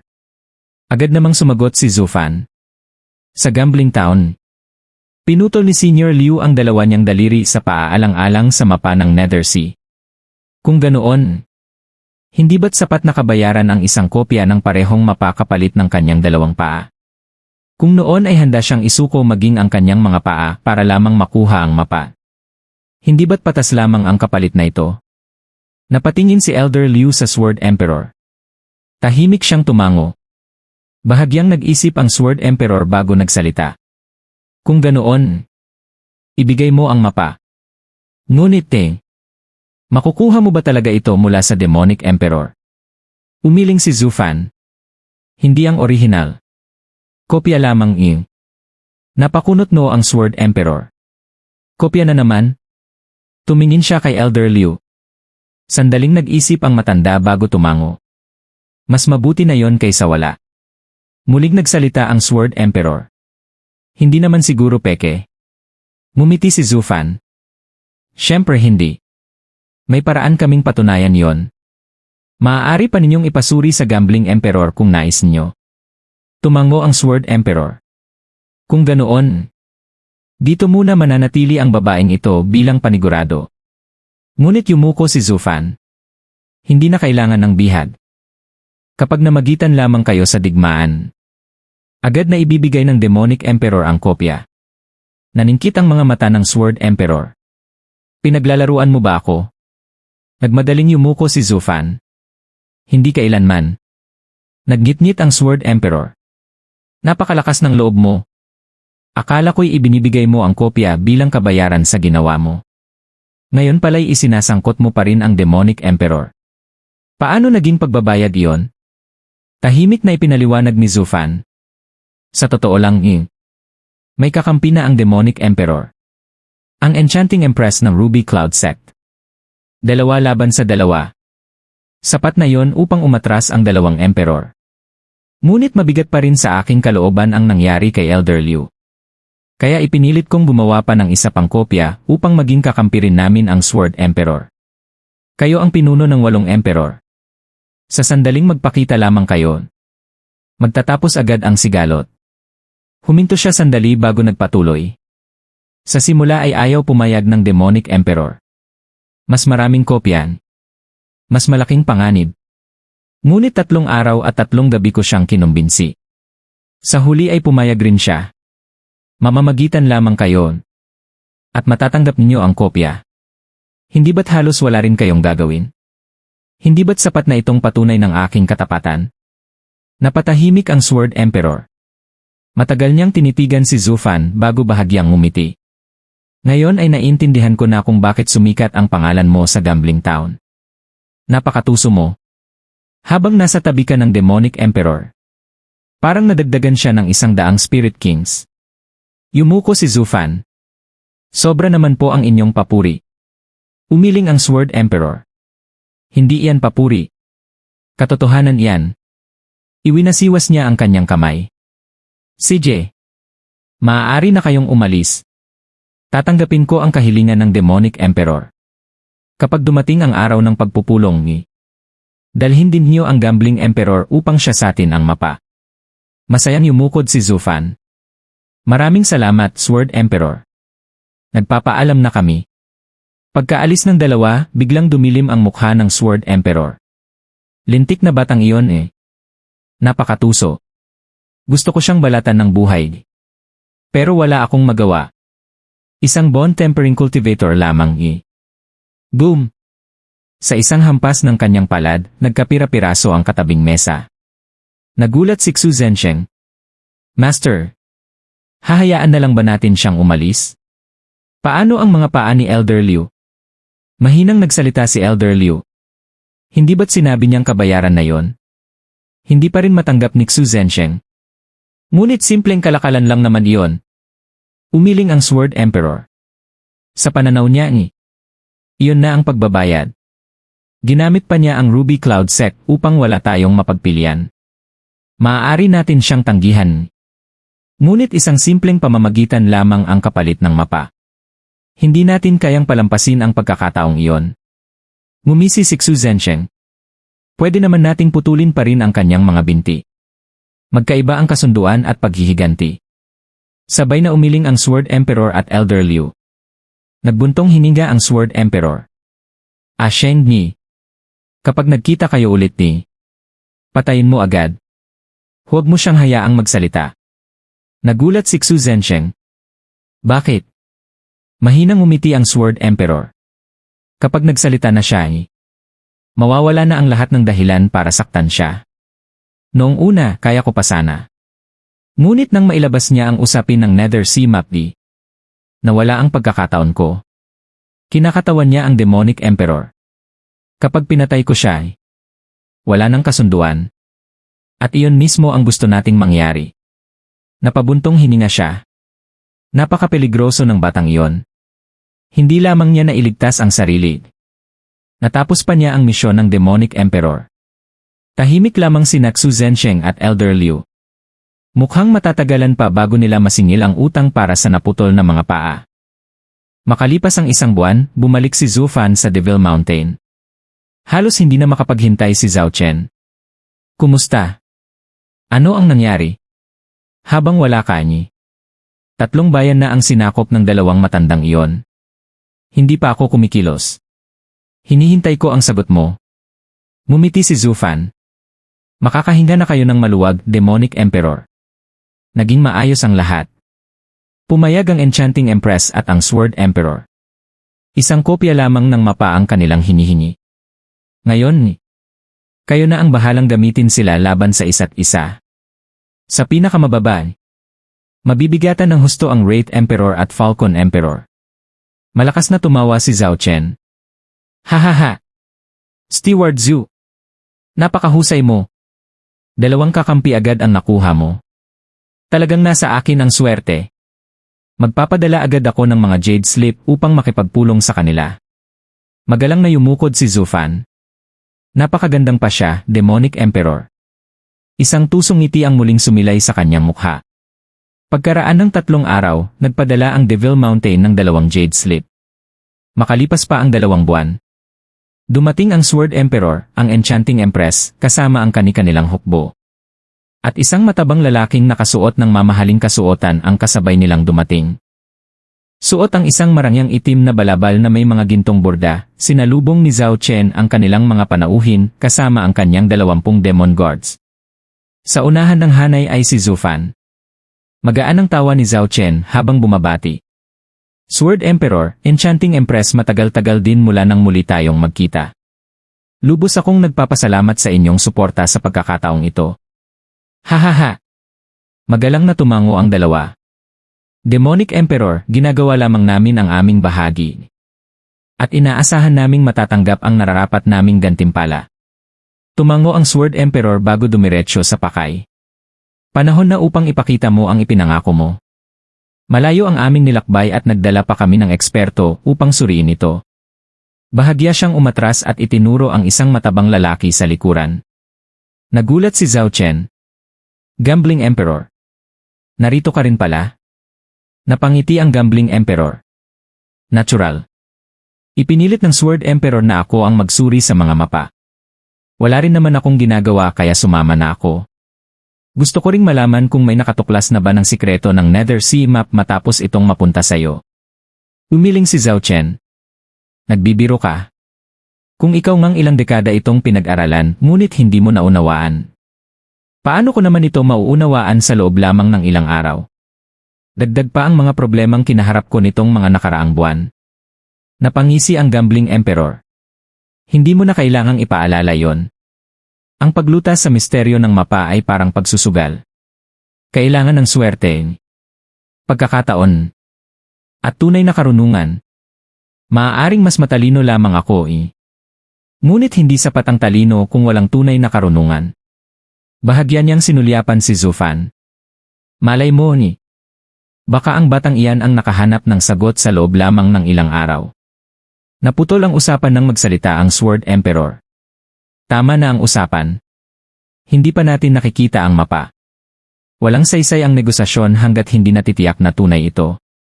Napatawa lamang sina Zhao Chen at Gambling Emperor bago silang pumasok sa pangunahing bulwagan. Sa gitna ng bulwagan ay isang 3 metrong mesa. 3 kahon ang inilabas ni Zhao Chen at isa-isang binuksan. 3 lumang scroll ang nakalagay sa loob. Agad na pako ang tingin ng lahat sa nasa gitna. Iyon ang tunay na Nether Sea Map. Ang 2 pa ay mukhang mas bago, mga kopya lamang. Pagkabukas ng 3 scroll ay halos wala silang makitang pagkakaiba. Pare-pareho ang mga itim na bilog, guhit at marka. Napabuntong hininga si Mei Sangu. Ito nga ang tunay na Nether Sea Map. Pagkatapos ay matalim niyang tiningnan si Zhu Fan habang naaalala ang kahihiyang idinulot nito sa kanya noon. Magalang namang yumuko si Zhu Fan sa Gambling Emperor. Senior, pakisuri po ang 2 kopya. Kung may maliman, agad naming itatama. Tumango ang Gambling Emperor. Hindi na kailangan siya sa atin ang orihinal. Hindi iyon maaaring peke. Ipinaliwanag niya. Ginawa ito sa sinaunang nether paper. Punito ng yin energy. Hindi ito nasisira at halos walang katumbas ang paraan ng pagkakagawa. Ang tanging kailangang suriin ay kung tumpak ang pagkakagaya sa guhit. Lumapit siya sa mesa. Isa-isang inihambing ang bawat tuldok, bawat guhit at bawat marka. Lumipas ang ilang oras. Wala pa rin siyang sinasabi. Lumipas ang isang buong araw. Tahimik pa rin siyang nagsusuri. Walang sinuman ang nangahas mga bala. Masyadong mahalaga ang magiging pasya niya. Pagsapit ng 2 araw. Ibinaba niya ang mga scroll at napabuntong hininga. Yay! Magkapareho ang mga kopya at ang orihinal. Sabay-sabay na napangiti ang lahat. Masayang nagsalita ang Sword Emperor. Kung ganoon, tutulungan na namin ang Demonic Emperor na hikayatin ang 2 matandang umatras. Maibabalik ang kapayapaan. Tumango rin ang Enchanting Empress. Mas maaga itong matapos, mas maaga rin niyang makukuha ang kanyang gantimpala. Ngunit biglang nagsalita si Zhao Chen. Sandali. Nagbago ang isip ko. Nagulat ang Sword Emperor. Ayaw mo nang makipagpalitan? Umiling si Zhao Chen. Hindi. May isa lamang akong idadagdag na kondisyon. Hindi ba't napakadaling makakuha ng kopya kapalit ng simpleng pakikipag-usap lamang? Napakunot noo ang 2 emperor. Ano ang gusto mo? Ngumiti si Zhao Chen. May hihilingin lamang ako. Kapalit ng tig-1 kopya. Tulungan niyo akong sakupin ang lahat ng lupain ng Wraith Emperor at Falcon Emperor. Biglang nagbago ang ekspresyon ng 2. Napabulalas ang Enchanting Empress. Ano? Sinabi ni Steward Zhuo na mamamagitan lamang kami. Wala siyang binanggit tungkol sa pakikipagdigma. Tumango rin si Zhu Fan. Tama po. Noong humingi ako ng tulong sa kanila, wala pong usapang pag-atake. Hindi tama na eh. Hindi na siya pinatapos ni Zhao Chen. Tumahimik ka. Wala kang karapatang magsalita rito. Umatras ka. Tahimik na napabuntong hininga si Zhu Fan at umurong. Pagkatapos ay humarap si Zhao Chen sa 2 emperor. Noong isinugo ko si Steward Zhu, hindi pa nagsisimula ang digmaan. Kung namagitan kayo noon, wala sanang nasaktan. Ngunit ngayon 10 lungsod ko na ang kanilang inagaw. Hindi ko hahayaang mangyari iyon ng walang kapalit. Kung gusto pa rin niyong mamagitan, ako naman ay nagbago na ng isip. Nagkatinginan ang Sword Emperor at Enchanting Empress. Masyadong mabigat ang hinihingi ni Zhao Chen. Muling nagsalita si Zhu Fan. Demonic Emperor. Sa tingin ko mas makatwira ng ibang paraan. Magalang siyang yumuko. Napakahalaga ng Nether Sea Map. Ngunit isa pa rin itong hindi tiyak na pag-asa. Kung sasabak sa digmaan ng Sword Emperor at Enchanting Empress, tiyak na malaki rin ang mawawala sa kanila. Kaya dapat sapat ang kanilang matatanggap na kapalit. Bahagya siyang ngumiti. Iminumungkahi kong kapag nasakop na ang mga lupain, hatiin ito ng pantay-pantay sa inyong 3. Kasama pa ang 2 kopya ng mapa. Magiging sulit ang kasunduang ito para sa lahat. Naggitngit si Zhao Chen. Kalokohan. Pati ba naman ang magiging tagumpay ko hahatiin ko? Zhu Fan. Kanino ka ba talaga kumakampi? Tahimik na sumagot si Zhu Fan. Palagi po akong nasa panig ninyo. Ngunit sa negosyo, dapat parehong panig ang nasisiyahan. Kung hindi, bakit sila tutulong? Mariing umiling si Zhao Chen. Hindi. 20 lungsod lang ang kaya kong ibigay. Kasama na ang 2 mapa. Ngunit malamig na nagsalita ang Enchanting Empress. Sang-ayon ako sa mungkahi ni Steward Zhu. Pantay-pantay ang paghahati. Kung hindi, hindi namin maisasali ang aming hukbo. Galit na sumigaw si Zhao Chen. Nakikipagtawaran ka pa? Ibibigay ko na nga ang mapa. Ngumiti lamang ang Enchanting Empress. Sa ngayon, napapalibutan ka ng mga kaaway. Ano ang silbi ng isang pirasong papel kung bumabagsak na ang iyong kaharian? Kung gusto mong lumaban kami, lalaban kami. Pero hindi kami magdurusa ng walang kapalit. Lumingon siya sa Sword Emperor. Handa ka bang gumawa ng kawanggawa? Tumawa ang Sword Emperor. Hahaha. Hindi ako ganoon kabobo. Naggitngit si Zhao Chen sa sobrang galit. Sa huli ay napilitan siyang pumayag. CJ. 3 hati. Iyan na ang kasunduan. Sandali siyang tumigil. Pero ang mga mapal. Ngumiti ang Sword Emperor. Natural na kukunin namin ang mga yon. Nagulat si Zhao Chen. Bakit? Malamig ang sagot ng Sword Emperor. Silang dalawa ang pumunta laban sa'yo. Kung hindi kami kikilos wala kaming mawawala. Ikaw ang nangangailangan sa amin. Ang mapa ang kabayaran sa aming pakikipagtulungan. Halos sumabog sa galit si Zhao Chen. Ngunit sa huli ay tumalikod na lamang siya. Bahala na kayo. Napakalaki ng lugi ko. Bago tuluyang umalis ay tinuro niya si Zhu Fan. At ikaw? Napakadaldal mo. Pagkatapos ay galit na naglakad patungo sa kanyang silid. Napabuntong hininga si Zhu Fan. Samantala, lihim namang naggityan ang Sword Emperor at Enchanting Empress. Sa isang tabi, matagal na tinitigan ng Gambling Emperor si Zhu Fan. May makahulugang ngiti sa kanyang labi. Talagang kakaiba ang batang ito. Lumapit ang Enchanting Empress kay Zhu Fan. Steward Zhu. Maaari ba kaming gumawa ng sarili naming kopya? Napakunot no si Zhu Fan. May inihanda na kaming mga kopya. Bakit kailangan pa ninyo? Hindi ba kayo nagtitiwala? Umiling ang Enchanting Empress. Hindi. Gusto lamang naming maranasan mismo ang hiwaga ng Nether Sea Map.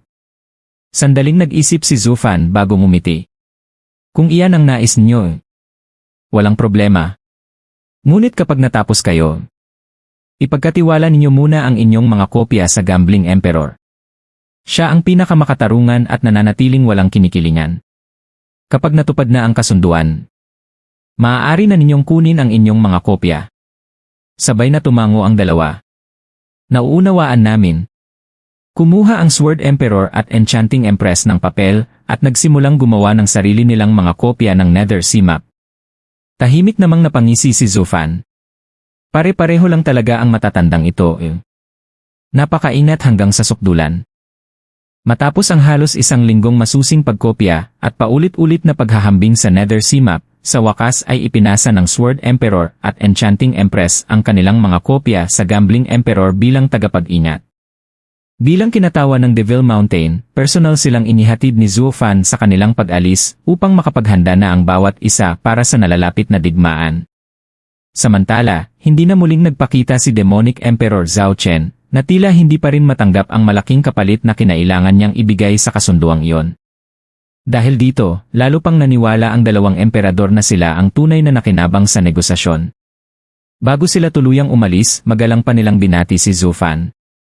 Bago lumipad palayo, napatitig ng matagal ang Gambling Emperor kay Zhu Fan bago ngumiti. Talagang pinagpala ng langit ang Demonic Emperor sa pagkakaroon ng isang taong tulad mo. Tahimik lamang nang umiti si Zhu Fan habang pinagmamasdan silang mawala sa kalayuan. Hindi nagtagal ay lumabas si Zhao Chen mula sa loob. Kumusta? Naging matagumpay ba ang plano? Magalang na yumuko si Zhu Fan. Demonic Emperor, naging eksakto ang lahat ayon sa plano. Dahil gustong makuha agad ng Sword Emperor at Enchanting Empress ang kanilang mga kopya mula sa Gambling Emperor, wala silang ibang pagpipilian kundi tulungan tayong durugin ang dalawang emperador sa lalong madaling panahon.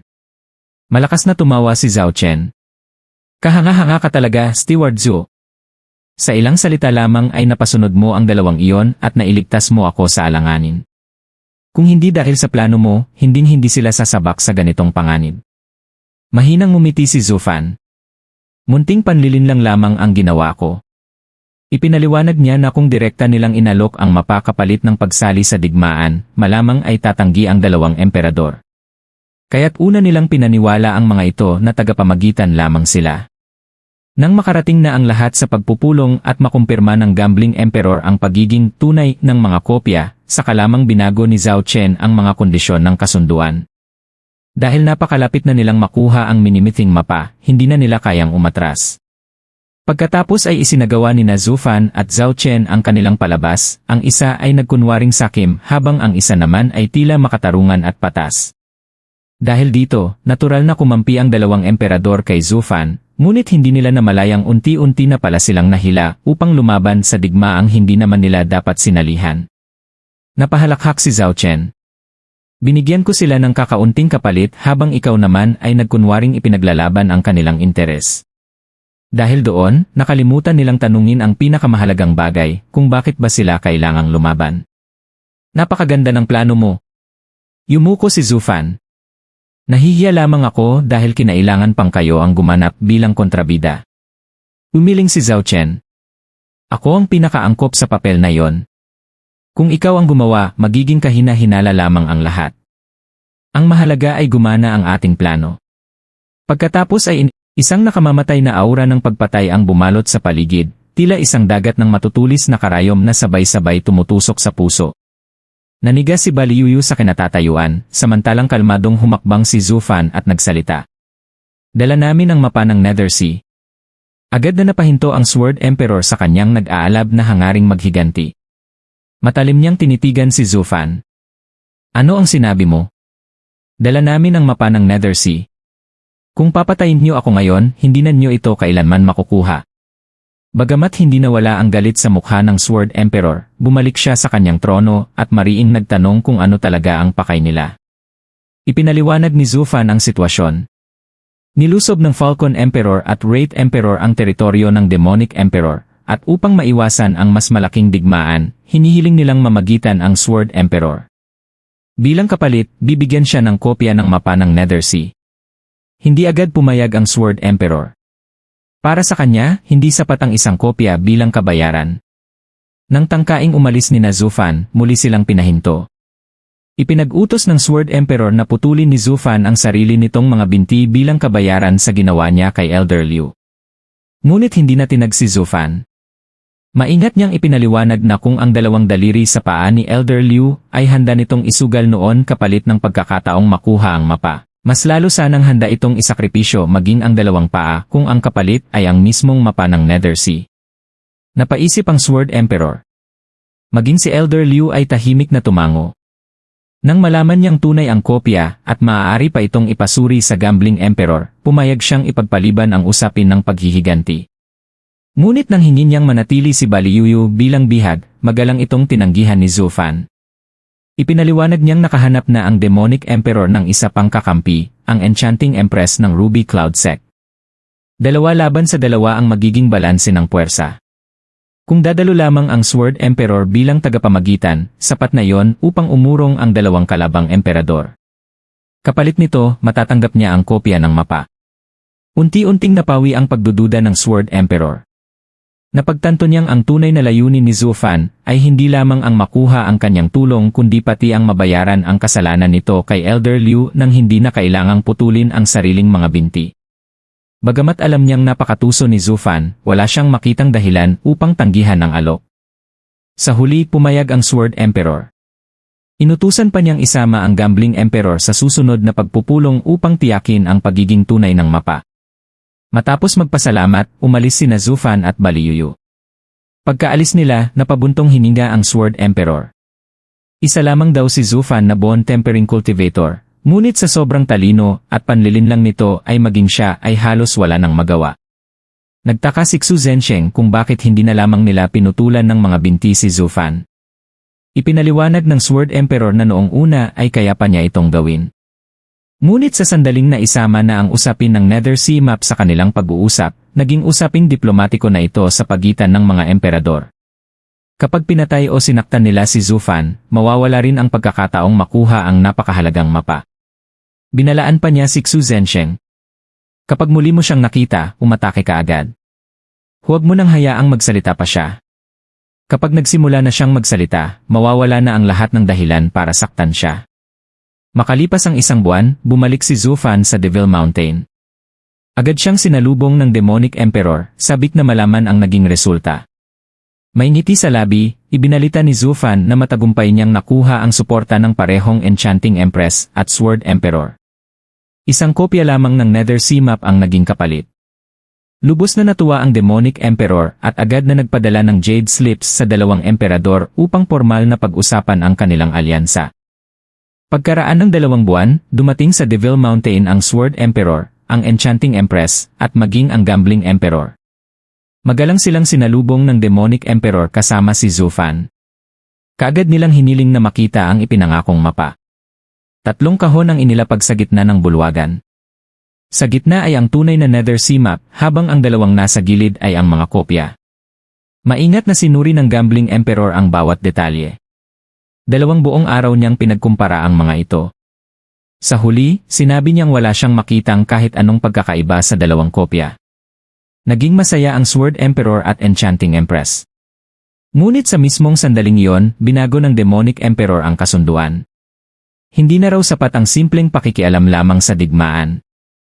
Ngayon ay gusto niyang tulungan siya ng 2 emperador na sakupin ang lahat ng lupain ng Falcon Emperor at Wraith Emperor. Nagulat ang dalawa. Tutol agad ang Enchanting Empress sapagkat wala yon sa orihinal na usapan. Doon muling kumilos si Zufan.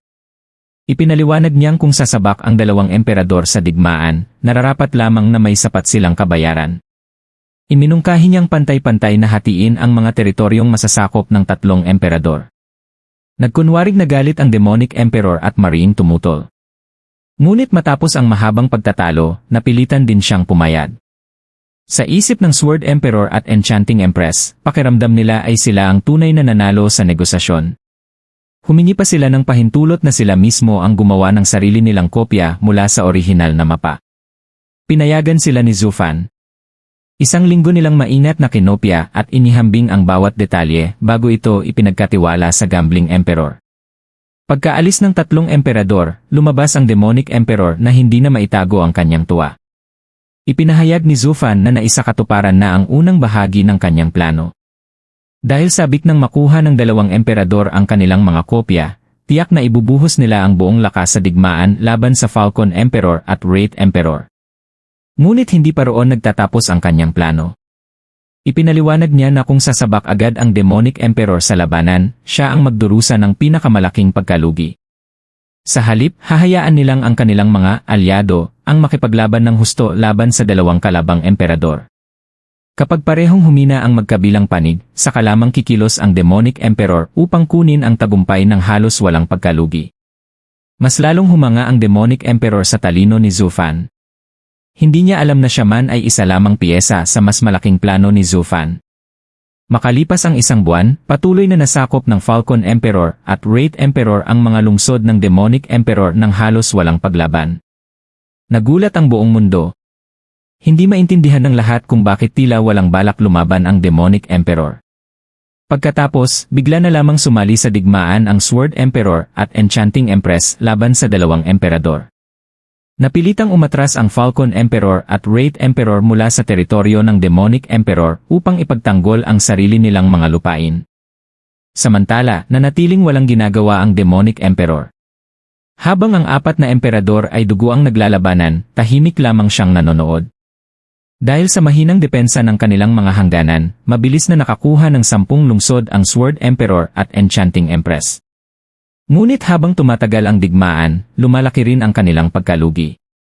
Halos 40% ng kanilang mga hukbo ang nawala. Galit na galit sila sa Demonic Emperor. Siya ang dahilan ng lahat, ngunit hanggang ngayon ay hindi pa rin ito kumikilos. Hindi nila alam na yon mismo ang gusto ni Zufan. Habang pinapatay ng mga emperador ang isa't isa, lalo lamang silang humihina. Sa isang madugong larangan ng digmaan, sa wakas ay personal nang dumating ang Falcon Emperor. Kagad siyang hinarap ng Enchanting Empress. Wala nang saysay ang usapan. Sabay nilang pinakawalan ang kani-kanilang imperial marks. Lumitaw ang dambuhalang gintong banal na lawin ng Falcon Emperor, habang sumibol naman ang napakalaking Heavenly Jasper ng Enchanting Empress.